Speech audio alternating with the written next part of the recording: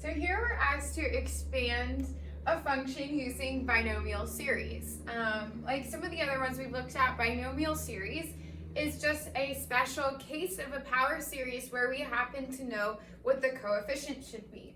And if this looks familiar to something you've seen before, it is rather related to the binomial theorem for expanding polynomials. You would have seen Pascal's triangle back in algebra in high school, and this is sort of where this comes from. So if we expand the binomial 1 plus x to the k power, it will look like this. And so we can write that as an infinite sum.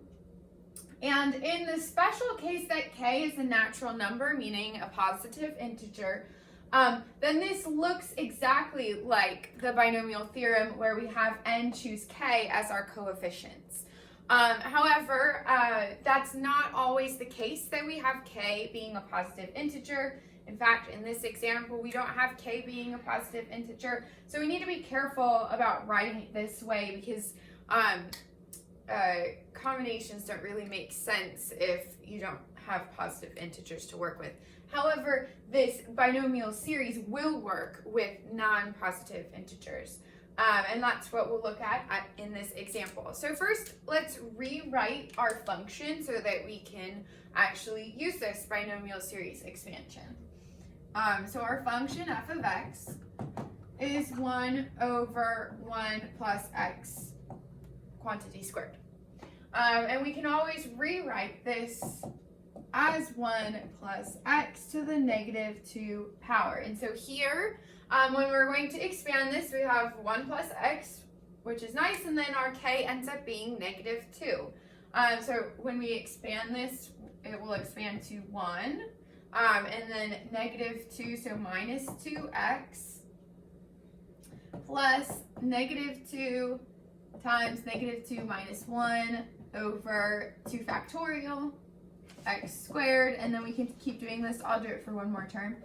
Negative 2 times minus 2 minus 1 times negative 2 minus 2 over 3 factorial x cubed, and then we've got, that would keep on going forever. So if we want to rewrite this, let's simplify this to see if we can see a pattern.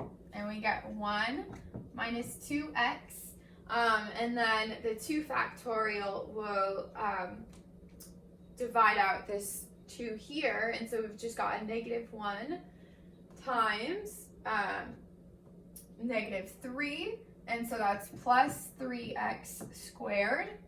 And here the 3 factorial will cancel out this 3 and 2, and so we've got a minus 1 times negative 4, and so that ends up being negative 4x cubed. And you can imagine that this pattern does continue. We get plus 5x to the 4th minus 6x to the 5th, and so on. That keeps going forever. So if we want to write this as an infinite sum, it's infinite sum from n equals 0 to infinity. And we can actually rewrite, if we wanted to, we could express it like this. And so in this case, our k is negative 2, so we've got negative 2 times negative 2 minus 1 times negative 2 minus n plus 1 over n factorial